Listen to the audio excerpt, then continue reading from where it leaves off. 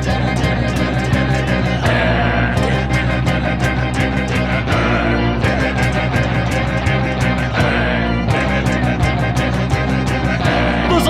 not a bat, he's a man who fights crime. And we're gonna watch him fight for a minute at a time. With John and Niall and a guest who doesn't rhyme. It's Bat Minutes!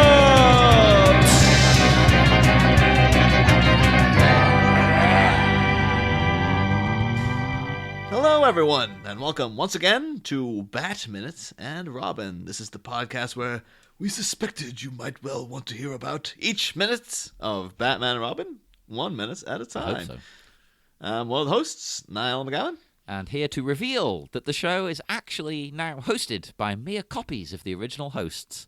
We've been long gone, baby. It is your other fake host, John Parker. As we copied our brain algorithms into the cloud. Yes, because that makes sense. Yes. And we also copied the brain algorithms of one Liz Whitaker from Mean Girls Minute, who's joining us here today. Hello, Liz. Hello, I am joining via live. Well, no, I have copied my memories into this screen. You probably wish you had. I thought you might want to have me on. You thought well. But yeah, here today to talk about minute 96 of Batman and Robin. Minutes 96 opens with some laughter howls, and it ends a minute later with a young lady ready to take on the cowl. So yeah, we're getting into some exciting stuff. For like the low ebb of like the beginning of the week. This is all great stuff this minute to me. Like beyond the very silly, which we'll talk about when we get to it. I'm mixed. There's some beautiful stuff in this minute, like just in terms of imagery and like. But then there's some imagery atmosphere that I find a bit like I'm confused. Mm-hmm. Right, let's just bring it up. Let's jump ahead slightly. Right, so. Actually, no. I'll leave it. Cut that bit out. I'll leave it. Let's not talk about it. The show's over, everybody. There's a little bit of freeze first. We're going to leave that till we get there because we do see freeze initially. There's a little bit of him. Freeze here again. He is living. That's the weird thing. He just comes across like he is living his best life. This evil laugh he does is my favorite thing, and it's so old school. I love it. Once at the beginning of the laugh, he has the crazy eyes, which I don't, that's not a problem. Killer. It's problematic to call people crazy, but it is the laugh I do when somebody on a day where I give both of the next level supervisors below me the day off of work, and I walk 9.5 miles at work one day, and someone comes up and goes, "How's it going? Everything going okay?" And I just look at them and I start to laugh. It's that's at the beginning of that laugh. I imagine that my eyes would look like Arnie's in that moment. And so I feel like he's really channeling something real there. He's doing real acting. This would have been the exact moment, though, for me. Like, if you're doing this as an accurate interpretation of Mr. Freeze from like the '90s cartoon, which was was the basis of the character.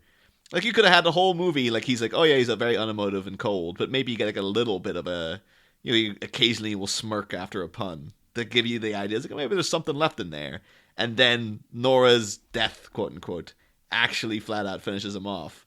And so this would be the one scene where, like, when he's doing all this crazy crap and, freezing a telescope, he's about to, freeze the whole city. And it would be the one where he would be the most like, yes, tonight hell freezes over. And he's just completely monosyllabic. No emotion at all. No laugh. And even Bane's in the background looking around going like, this is pretty nuts what this guy's doing. But Mr. Freeze at all is just not phased by it because he's so completely gone. I think that would be like quite a chilling scene. Yeah, that seems terrifying. Yeah. I do think one thing that might have made the scene we do get just a little bit better is if, as we are leaving, as we're making our transition into Barbarville, if instead of cutting to a wide shot of the ice growing, where we see just like probably like the worst CG maybe ever that I've ever seen. This CG Mr. Freeze in the background, it's very bad. At the time, it didn't look bad though. I think it's a very shoddy edit as well, because it's one of those things. He has his hands up by his face. Next shot, it's clearly not Arnie. It's like a double. So it's like, yeah, it's like we don't even need to see him in this wide shot. I would have really liked to see like, him doing this like evil cackle, and then because this is all driven by pain, that you do hear like the cackle sort of start to turn into this more sad cackle. And then we just pan up the telescope as it starts to freeze. We don't need the wide. Yeah. And then we just go across town to Barbara. Yeah. Should I have been like, should I make movies? Yeah. Hell yeah. Do it. I want you in charge of the next Batman. And people are like, this Liz Whitaker, she's got it. She's cracked the code. Hey, mate. Just let me have a pass that like, I don't want to actually like read the script and make a pass. I just want to like be at the table read and make suggestions. Just give notes and there then, and like, then. Yeah, just give notes there and then and then like you know, maybe one pass through like the storyboards. And then I'm like, okay, bye guys, you got this. Love you. You want to be like a specialist movie consultant. They call you in to punch it up. The fixer. I think like Marshall Lucas. Yeah. I think that is a lot of stuff that producers do though, when they'll be coming in and be like, you should fix this. And they're like, why? I'm the producer. I'm telling you to fix it. I know what I'm talking about. Come on. Oh. But yeah, I actually, beyond the bad CGI though, I just love this in terms of atmosphere though, of like the ice growing down and like the lightning's flashing and stuff. It's old school horror villain stuff where it's like, this really, really works for me for some reason. I do just feel bad though for poor Bane, because like obviously this room's gonna be freezing cold now. Guy doesn't have a coat. Like it'd be great if he pulled out that Tom Hardy Bane coat, because that looked warm. Yeah. That long leather one. Tom Hardy Bane coat in this movie. Like it's the origins of the coat. That's where he got it from. Oh, like one of the scientists had it hanging on a peg. Like it was chilly outside, so like that's what they wore into the lab that day. And somehow it manages to fit this guy who's about like the width of 5 cars. Oh, he puts it on and it rips, but he keeps it on with the ripped arms and stuff. Yeah. Oh, that'd be good then, because you get the fur collar around his neck, but like all the arms are just like shredded and stuff. Yeah, it becomes like a vest. Oh, there you go. So cool. There you go. I'm wondering now, maybe the venom makes people run like insanely hot. I was literally thinking that. Like I assume because of what it's doing to his body, it's bringing his temperature up. It's keeping him hot. You know, he's ready. Yeah, he's probably actually pretty pleased about this cool down. This is a reprieve. Yeah, we did note Ivy was hanging out in like Mr. Freeze's little section of her hideout, and she didn't have any complaints. So I was like, maybe it's.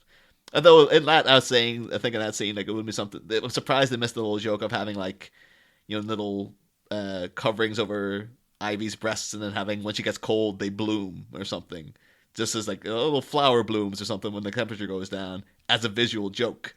Oh, I don't think there's any way they could have gotten that past the motion picture ratings people.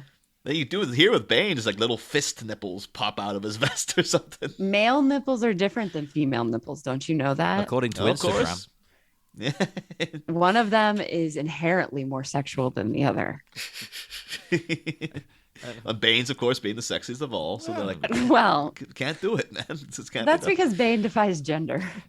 It is always hilarious to me, trying to keep this moderately PG, that you can show every other part of the female breast. Every like they could be the biggest, ever, but as long as you blank that nipple, you're good. Yeah, it could be side boob ridiculous. Central, but no one will say a thing. But usually one hint. But if you show the one piece that's actually for a biological purpose, No Can-Do'sville, baby doll. It's so strange. So But yeah, then we do cut to, because I really love that as a visual. And then this is like one of my favorite shots of the whole movie that cuts to now of Barb slowly entering the Batcave on this like revolving car hold thing or whatever it is. I don't want to be mean, but I'm mixed on this. I am too. So why these lasers? Yep. If she just sat down, they wouldn't catch her. Well, this is what I don't understand with the lasers, right? I mean, at first you think they're going to kill her like in the Resident Evil movie. But my initial assumption is that these are security beams. Oh, yeah. But I think that's what But nothing happens. It's just like a mini Pink Floyd concert. It's a light show. It triggers the video. Does it? It does. It does. When she crosses that one beam, finally, it does say "intruder, intruder," and then it just Alfred seems pops to do up. that regardless to me. I don't know. If you had security beams, why would they be visible? That's another thing. At least in Entrapment, Catherine Zeta-Jones had to like blow powder on them or something for them to show Yeah, up. that's the trick in that. Is like, oh, she knows how to make them visible. You think Dick Grayson's going to be able to get into this Batcave with those lasers if you didn't make them readily apparent to him? Well, and obviously they're still effective because she just is like, I'm not gonna attempt to evade any of these. It looks like she's gone to the goddamn laser tag. You know, the laser quest. Particularly from afar, the first shot, she cuts such a casual figure. It's like, it looks like she's got her hands in her pockets. Yeah, she's just like, huh. Oh yeah, that's pretty cool. I she's guess. just like, where I've walked into this room. Am I at a mall now?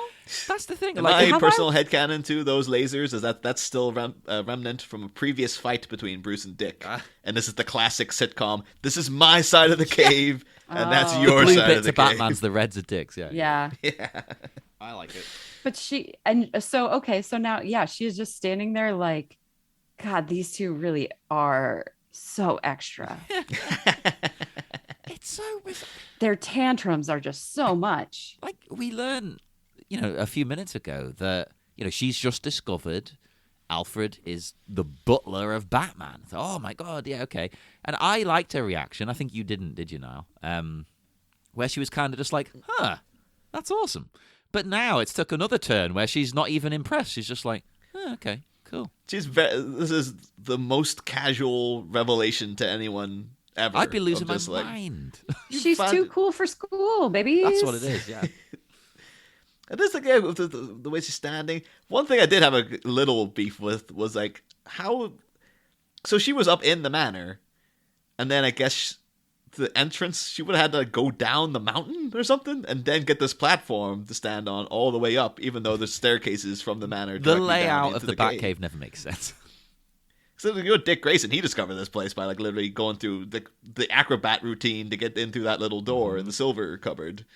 And yet, like, it didn't mention that on the Batman and Robin CD-ROM, that there's just like, there's a door right by you, just wander into it. It's like, no, you have to climb down the mountainside, go in through the entrance to the car, but that walk is down so the tunnel. Robin, though. Like, it is. Of course, that's how Robin would find it. It's very much that, like, the trying too hard teenage sidekick does it the super difficult way. And then like, you see them, like, climbing through pipes and rappelling down walls, and then you see like the sort of unassuming, I'm just here for some other reason entirely, person just like walks through a door, and they're like, huh. Well, plus we know that Alfred, we're about to find out, he wants her to discover this. Maybe he left that door open.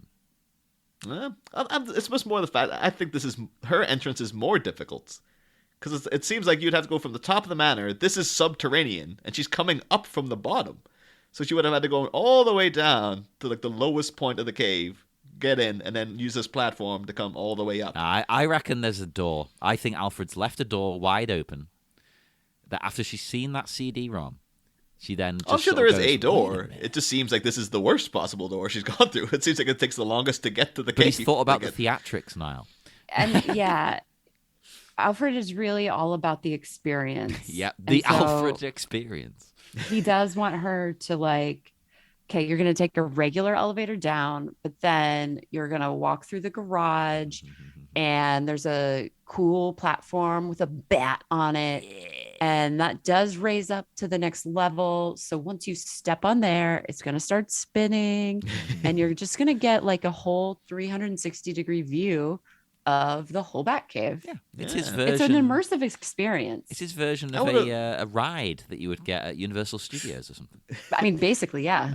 I would have liked it if they'd done another callback to like the Tim Burton movies, and it's like, yeah, you get into the cave by going into the Iron Maiden.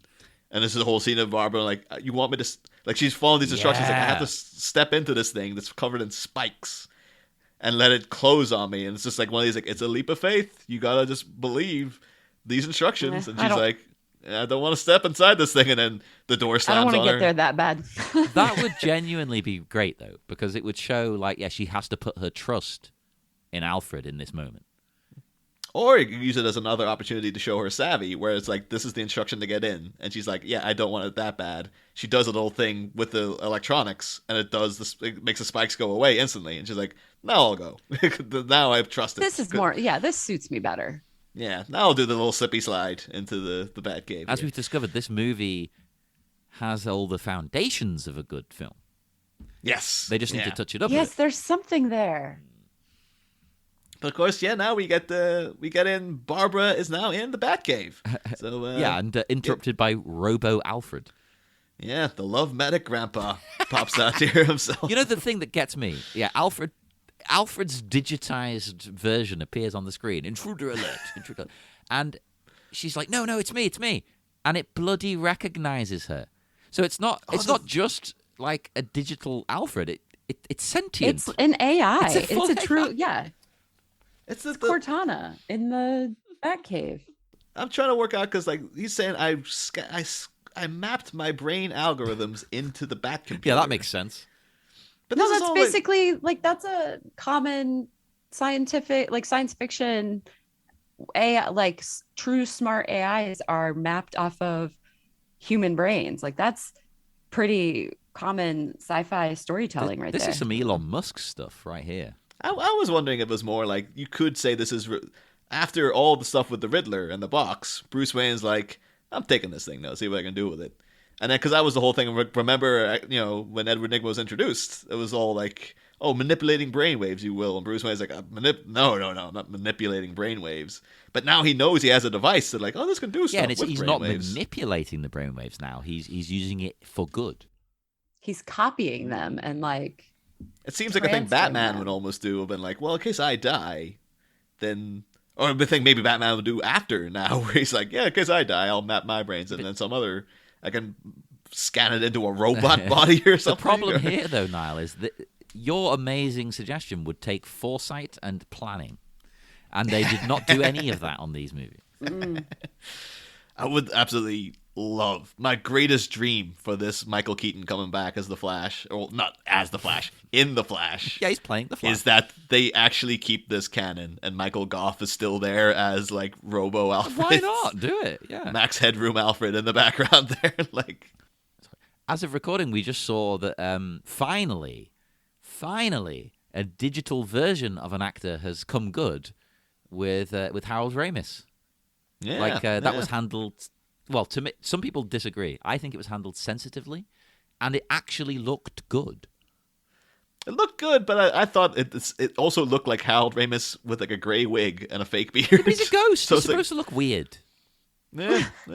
What's the ghost look like? If I become a ghost and normal, I'm going to be very disappointed.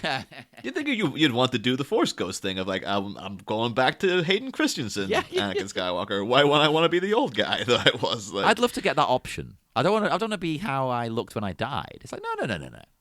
Take me back. Give me hair. Unless you get like the cool Beetlejuice thing where it's just like, well, it's like cool. I'm sure it'd be horrible if it actually happened to you. But like the guy who got like flattened by a truck. Oh, and he's flat. He's a flat in the afterlife and stuff. It's like, oh, that's a cool idea, but if it happened to you, it'd be like, no, this is hell. Yeah, but maybe in the afterlife you can go to someone who can fix you, like a surgeon.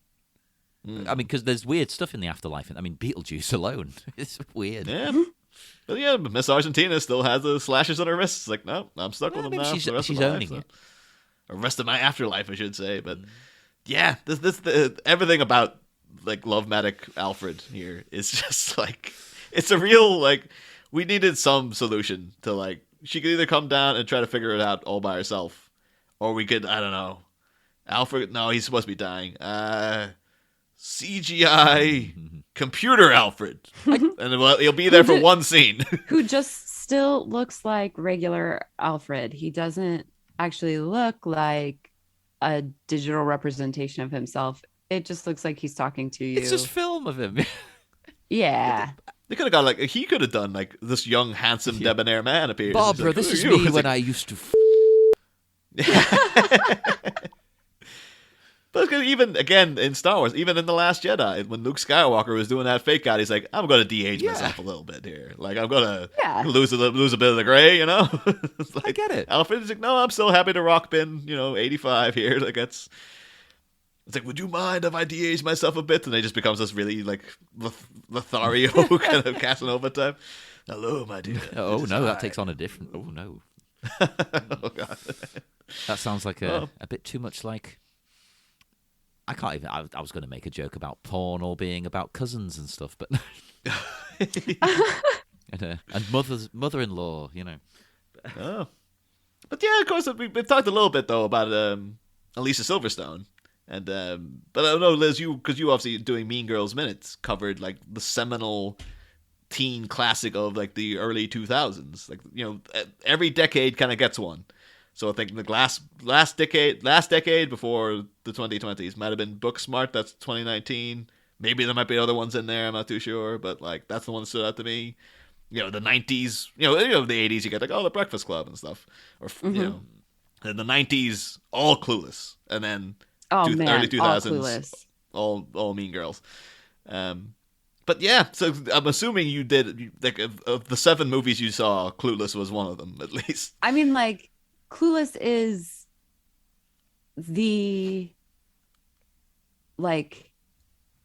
it's just the movie. Like, Clueless is everything. Yeah.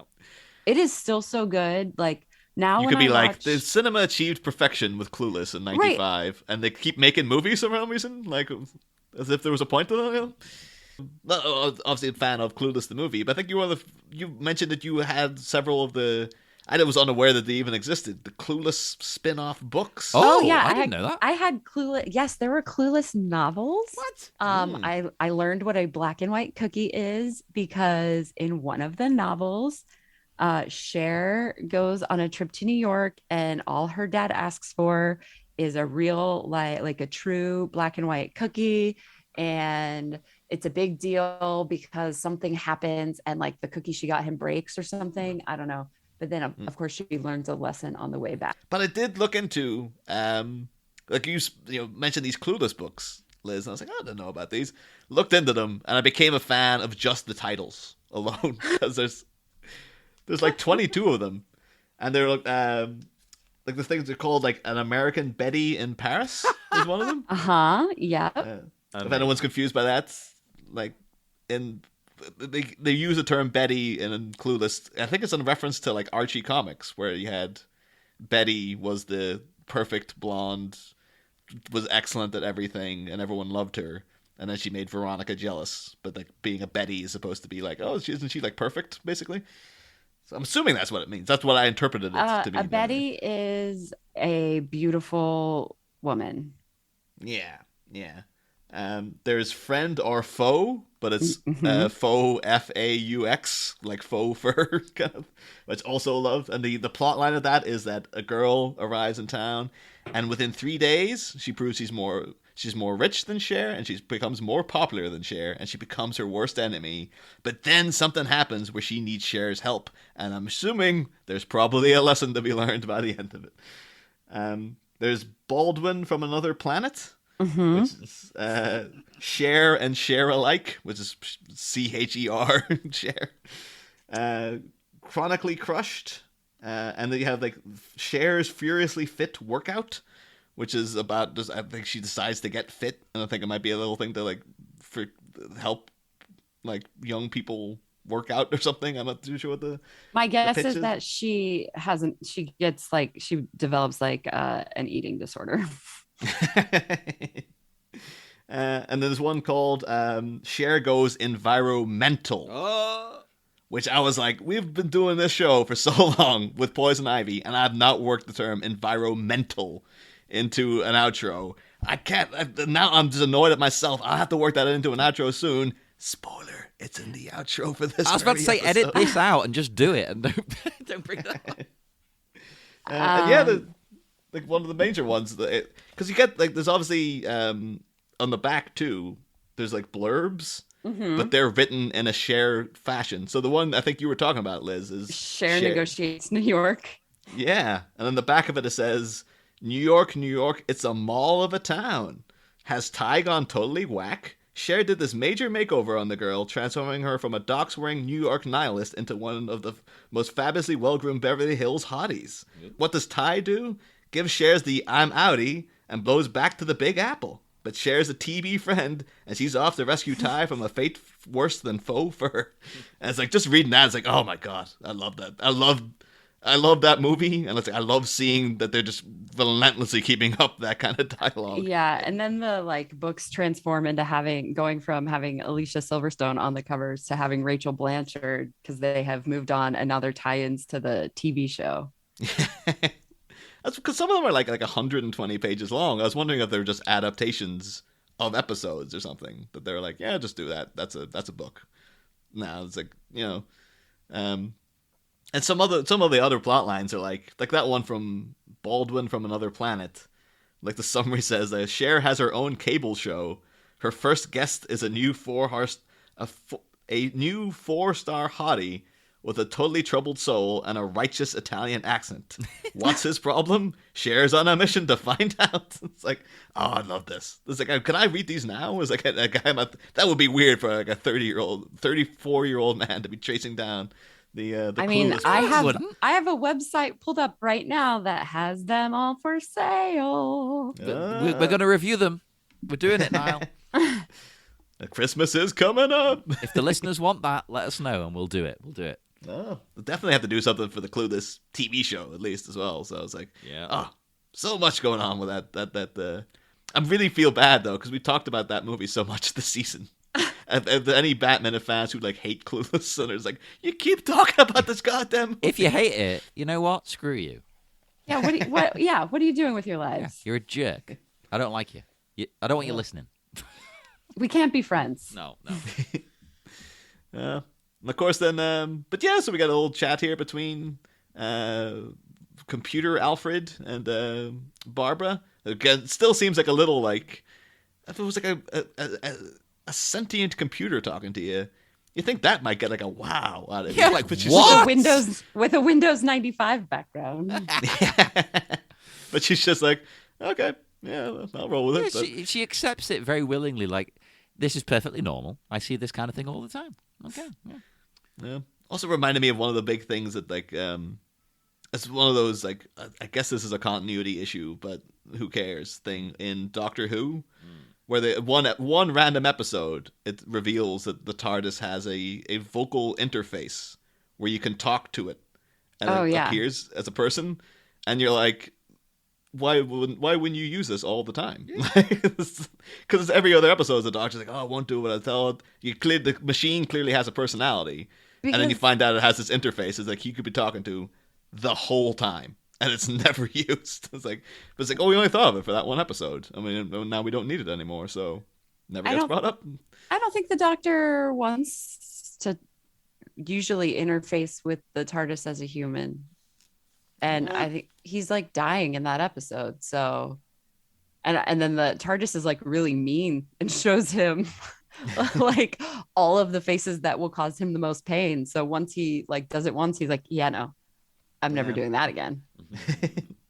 Although there was also an episode where it went into the body of a human woman. Tenses are funny.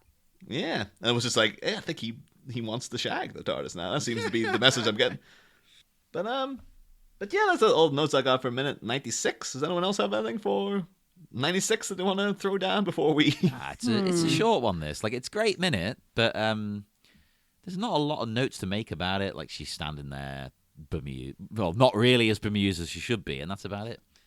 Oh.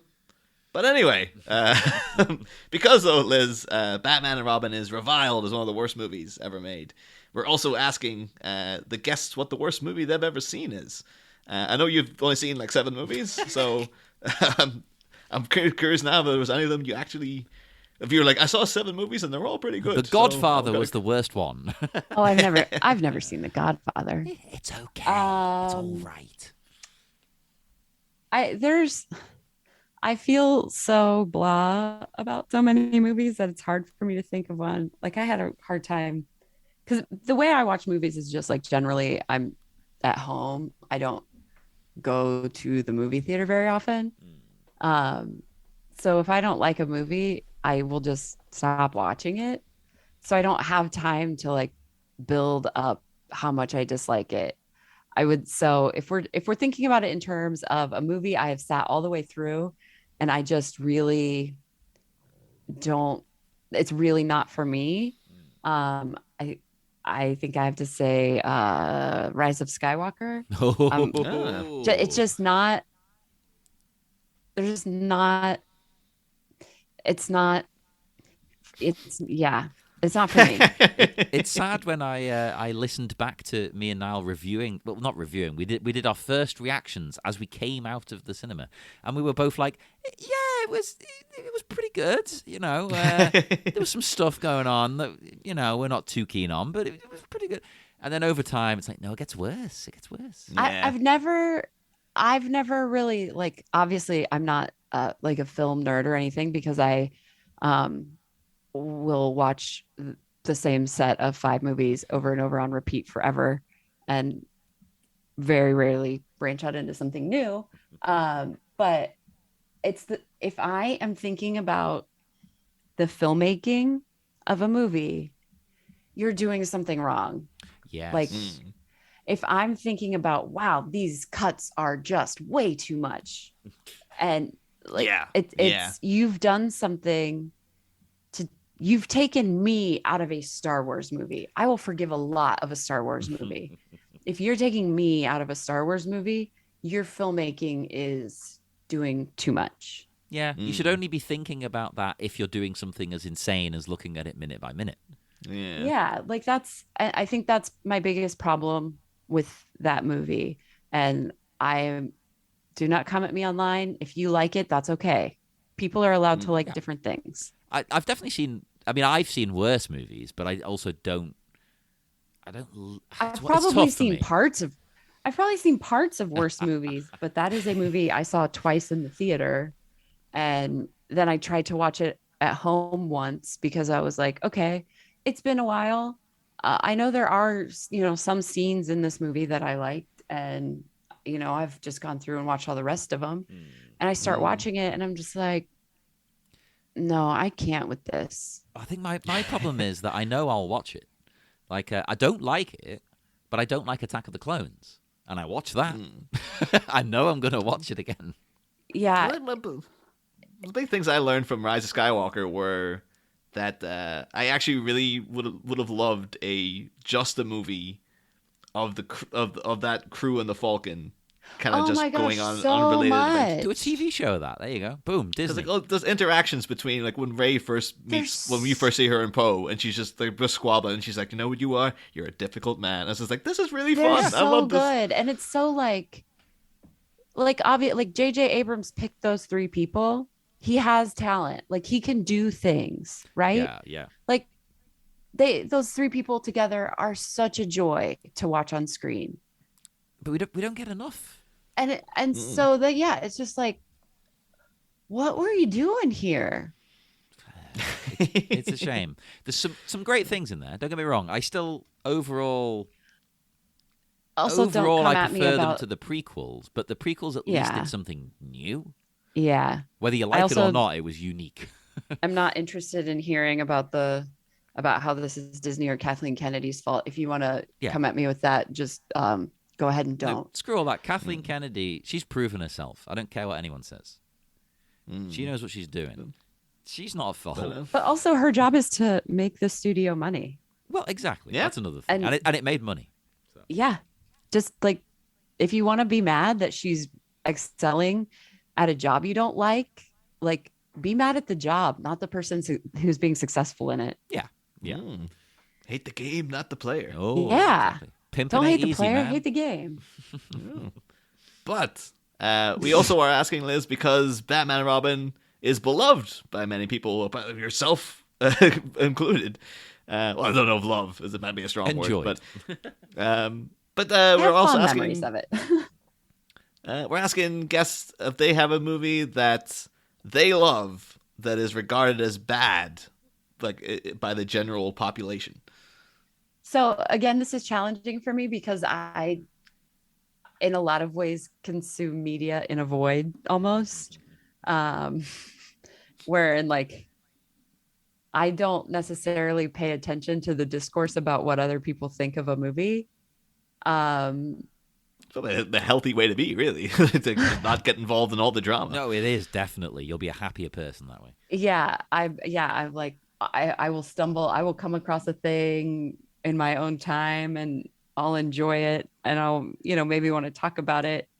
But I don't have typically a greater understanding of like how it has been received in the larger world. Except for this movie. I know everyone hates this movie and I'm gonna just remain enjoying it. I would say, I don't know. I can't I really, really love that Three Musketeers movie we were talking about on Monday. And I don't know that anyone cares about it at all. I don't know if anybody hates it or says it's bad. But I find myself enjoying movies that like people just don't really, they haven't stuck with the cultural zeitgeist. So like, I think True Beverly Hills is amazing. And no one ever talks about it. Very few people even know what I mean when I'm talking about it. So I think that's as close as I can get is True Beverly Hills. There's always that little golden period too when you go to see something that's just come out and then you've not seen any reviews yet and you're like, oh man, I really love that, and then you just see the online chatter begin and it's like, oh god, yeah, no, well, I on. mean, like don't ruin this. I mean, like, and the new Dune is just, for me, I think I made it 30 minutes in, I fell asleep, and then I never started the movie over. I don't know, I'm just not. You are still waiting to get through those Dune minutes. Yeah, I don't know, there are just things about modern viewing, like modern cinema and television, that I just don't resonate with me. I want it to be bright, I want it to be colorful, I want it to be gay, and I want to love it. I don't want to be sad and dark and depressed and like. This is exactly like what Joel Schumacher would have loved to have heard. Yeah. When Batman and Robin came out, I was like, that's Exactly. the feedback I want. I think that's actually what this movie is missing, is it's afraid to be gay. Oh. Okay, we argue it's the gayest film ever made, but okay. Yeah, Yes, it was definitely gayer than the others. Right, but is it comfortable in its gayness? As much as you can probably get away with in the Hollywood studio system, I think, at the time. I know, it's still very much like, there's a lot of focusing on the male form and stuff. A lot of all the statues everywhere. It just feels like, they can't outright have anyone in a gay relationship, but it's kind of like there's a lot of stuff like we interpreted the whole relationship between George Clooney and Elle Macpherson as that, like, well, clearly she's his beard because this man is not interested in women. Like, that's either that being because he is Batman, and he's busy, I think, or it's because he just isn't interested in women and stuff. It's just, and this is the way he has to function in life. But oh my god, imagine if we got like a truly ace Batman. I think that makes more sense. I think Batman Let would be Batman ace. be ace. Yeah.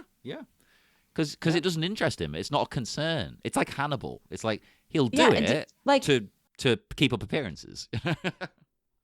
Yeah, like Bruce Wayne, like if Batman as Batman never kissed another woman, like I think that would be fantastic. Yeah. But I would understand Bruce Wayne having to do it because you're not allowed to deviate from the norm in media. Yeah, that's what a rich playboy does. He kisses women. Yeah, but like when he is his truest self as Batman, he isn't like seduced by Selena Kyle because he is just not. That'd be interesting. It's not her. It's nothing wrong with her. He's just not. It's not you. It's me. Yeah, it's just who he is. I was literally reading a comic book earlier today where Selena was like groping him, going like, "Oh, I don't know whether to kiss you or bite you," and he just goes, "No, later," and just walks away from her. See, isn't that amazing? And like, I love it. I like let Selena continue to be like sexualized and like that's who she is, and that's fine. And that's because it's okay. Like let people represent and express different sexual identities and have them all exist together and be able to interact. And like I just think it's more like you get them when you're not afraid of. I feel like that, like just this 1 minute from today, I'm like, is George Clooney worried about emoting here because he doesn't want to seem gay? No homo. Yeah, basically. And I think if you like rid yourself of that series, like the trappings of that concern, you could just have more fun. Definitely. And I also like the idea of Batman, still loving Catwoman, but anytime she's like, being seductive, he's just like not into it. He loves her in a different way. Yeah, he loves her as a person. He loves her, and he can still love her even in a romantic way, but just not be. Or he could be Ace and Arrow, but like, he can love her as a person and have a very deep bond and connection with her that doesn't have to be sexual. That would be good, and you could do it different ways. It could be very serious. It could also be very funny. You could because she might be wanting that. Oh, I can't give you that, and that could bring up tensions. Yeah, imagine him finally admitting that to her, and like that being like, this is why it's never actually worked out for us. It's not because you're a cat burglar, but it's because I have been like socially conditioned to try and approach this relationship in a way that just isn't it for me. Yeah. Should I write comic books too? Oh yeah, do it. Why not? DC, come to us. Come to Batminute. Come to Liz. I should say too, because I know listeners will be writing comments like, you guys didn't mention. I'll say Bruce Wayne can't be Ace because Ace is the Bat Hound. So that's why he's called it that. It's his secret way of telling you. Yeah, that's how he personifies. Like I can't admit it, but I can call the dog Ace. On the American Kennel Club registration for that dog, his name is actually Asexual Bat Friend. There you go. Yeah. that's why we're on to you, Bruce. And I don't mean that as a threat. I mean that. It should be like again at the beginning of the week when he was just like friend, partner, but just friends. Okay, I don't feel like no. Okay. I'm thinking about like Val Kilmer's Batman. Totally, like, or Val Kilmer even as Bruce in those minutes. He's totally Ace. Yes. Yeah, he's got the vibes. Oh my gosh. Yeah. He is was the talking Ace to Ace Batman. Ventura in those minutes as well. I was like, oh my god, It's all connected. Ace Ventura is not Ace. No. He is. Well, I don't know if he's a bit closeted though, because he's so like no homo about everything. It's kind of like, you sure you ain't got something going on there? He's Ace? definitely trans-amorous, but he won't admit it. But anywho, we're going back to Batman Forever. We need to move on. Oh, I would love to go back to Batman Forever. It's still so many things to say about that movie. Niall. It's like, it's done, but we have to do it from different angles again and again and Now again. you must go back and re-examine the entire catalog with the point of view that Bruce is Ace. Don't tempt us. Don't threaten me with a us, good Liz. time. Yeah, we'll do it. It does. It works so well, though. That is one of the things now in the age of like, now you've got a bisexual Superman. You got Tim Drake's bisexual. So it's like if this is all working its way into the Batcave in terms of like this is what we're exploring now. Why not? Yeah, Ace Batman. I think a lot of these Go for superheroes, you could do an Ace Superman because why would he be? There are so many Sexual. people. There are so many people who are part of the Justice League or who come in and out of the Hall of Justice, like there's no way that 100% of those people are cisgendered heterosexual beings. Exactly. Totally. And I think that a lot of them would be, they wouldn't be neurotypical. Oh, no. Oh. Yeah. I do have one of the frequent guests on the show, Jack Harvey. He was saying his theory is like, and he wasn't saying it like, this is the future the liberals want kind of way. He's like, I can just guarantee you it'll be a thing that happens. Is that because, Jonathan Kent is Superman now, and Tim Drake, Robin's become Batman so often. Oh, yeah. Like, Dick Grayson's been Batman, et cetera, et cetera. He's like, I guarantee you within 10 years, you're going to get a comic book where Batman hooks up with Superman because they're both bisexual dudes Do it now. And that's going to be, there'll be a big, the right wing of YouTube is going to just self-destruct with the screenshot of Batman and Superman kissing and been like, this is canon now. The thing that makes me laugh about Honestly, all it of might this- get me to buy the book. The The thing that makes me laugh about all of that is there's so many different Superman stories, different Batman stories. There isn't a canon. Like, this changes every 5 minutes. So if you get a hookup of the two, that's fine. If you're not into it, that's okay. Just Not wait. You'll everything get another has to be story for like you 5 all the minutes time. later. Yeah. Different people, different tastes, different stories. That's the beauty of comics. You've got everything. Yeah, like not everything is always going to be written for you, and it doesn't have to be. There are so many comics, so many comics. Find what brings you joy, find what you like, and just like let other people have what is good for them. Mm-hmm. Exactly. Yeah. But yeah, I think I'm all noted out for minute 96. So, don't know if anyone else got any final words to say about these minutes or Batman and Robin in general? Batman and Robin was a warning, and we failed to heed it. And we are now Batman and Robin was a warning. Bomb. Bomb. Bomb. Batman and Robin predicted 9/11. That was a really obscure joke as well, because it was meant to be like a gag about, it was an inside job. They planted explosives. That was the joke. Which they didn't do. It's like, freeze rays, don't freeze steel They beams. don't. Well, on that bombshell of loose change, which is probably not even in the public consciousness anymore, that documentary. I call it a documentary very loosely. It was terrible. It was awful. We will head off into the dark, dark night. Do make sure to check out Liz's wonderful work at Mean Girls Minute and all the other stuff you've guested on. Is there anything recent other than this? I don't know. I don't know when this will. I don't know when this will come out. What is it, like 8 weeks or something? February probably. Then probably the most recent thing, maybe will be Dazed and Confused Minute. Oh. I think Jarv said he's gonna leave that until next autumn or something. Yeah, now. Jarv just said he edited an episode that had me in it, and I was like, we recorded that so long ago. But yes, go and check all that out. And as usual, speak to us, Facebook, Twitter, Instagram. Just look up Bat Minute. And why not check out the Sleepy Charlie Media TeePublic page? You can just type it in and you can get wonderful merchandise. When you hear this, we'll probably have the new logo up, which you've been meaning to do for a long time now. But you know what? You can celebrate the season that has been, retroactive celebration. And we will see you again on Monday. We'll have new minutes and a new guest. Next time, Holy Heroic Haute Couture. Okay, so the bat's out of the bag as Barb answers the call to suit up and boot up as the Domino Dare Doll.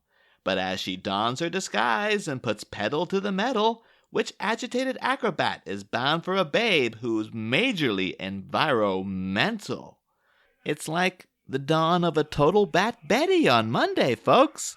Same Bat Pod, different Bat Minute. We'll be back. back.